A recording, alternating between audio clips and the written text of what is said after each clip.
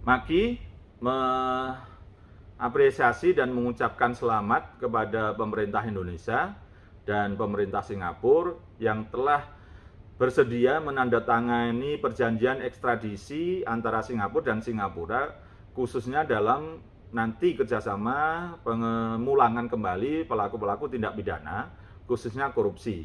Kita sudah cukup lama menantikan ini dan saya yakin pemerintah Indonesia berjuang sangat keras sampai pada titik-titik tertentu, mungkin ada deal-deal tertentu, tapi saya menganggap halal aja kalau ada deal tertentu pun. Yang penting ini sudah tercapai perjanjian ekstradisi antara pemerintah Indonesia dan Singapura. Saya juga memberikan selamat juga kepada pemerintah Singapura yang akhirnya bersedia menandatangani perjanjian ini. Ini sebagai wujud bertetangga yang baik untuk saling meningkatkan rasa keadilan masyarakat dan juga rasa kesejahteraan. Karena nanti ke depannya pasti kejahatan-kejahatan ekonomi ini akan mendominasi karena semakin majunya elektronika, sistem IT dan lain sebagainya, sehingga masing-masing dibutuhkan untuk mencegah dan memberantas tindak pidana ekonomi, khususnya juga korupsi maupun pencucian uang.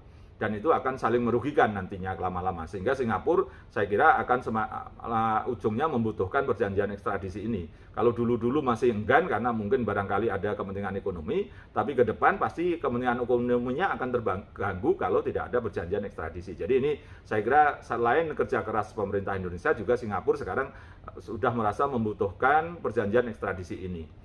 Berikutnya yang kedua adalah saya meminta perjanjian ekstradisi ini tidak hanya ada di atas kertas, tidak hanya hitam di atas putih yang kemudian tidak direalisasikan, tidak ada pelaksanaan.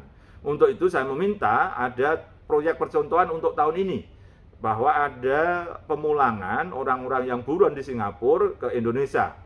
Tidak tahu siapa, saya tidak ingin menyebut karena ada beberapa nama, dan nanti dipulangkan ke Indonesia, sehingga perjanjian ini tidak hanya terbatas di atas kertas, tidak hanya hitam putih, tapi ada pelaksanaannya, sehingga kedepannya juga akan makin banyak orang-orang yang bisa dipulangkan ke Indonesia maupun dipulangkan Singapura kalau dia lari dari negaranya.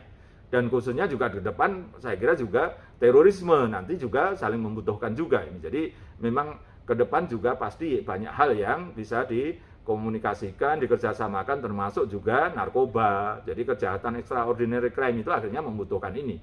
Dan saya minta Singapura ada kemauan baik memberikan 1 orang 2 orang untuk dipulangkan ke Indonesia dari buron-buron yang ada. Sehingga kita menganggap atau paling tidak bisa menilai bahwa